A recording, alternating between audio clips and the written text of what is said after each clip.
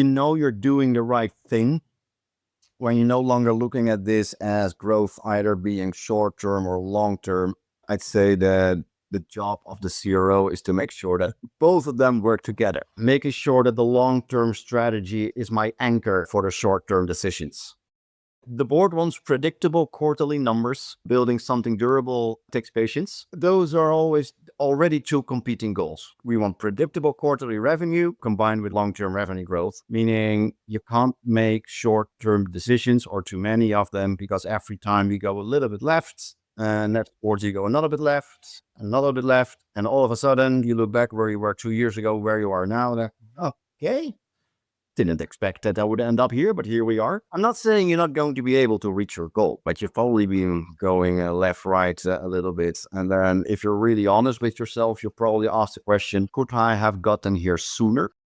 The voice of your customer is going to be absolutely critical. You can't listen to the voice of the customer if you don't have a regular sync with the product team where that voice of the customer can actually be made actionable. The biggest piece of advice that I can give when it comes to cross-sell is the internal cross-sell is more difficult than external. That internal alignment, if you have that completely figured out, cross-sell becomes a natural thing. You don't necessarily think of it as a cross-sell anymore. And this is the nirvana stage, right? I'm not saying this is easy, let's all go for this. I'm just saying, when you've arrived, when you're no longer thinking about cross-sell as different products, it's just different product SKUs of the product that I'm offering. And it just starts internally, right? Do you have that internal organization that's perfectly aligned, where everything is marching in the same direction? And doesn't matter if it's product X or product Y, everything is a way in and everything is a land and expand. And we're all working together, we're all educated.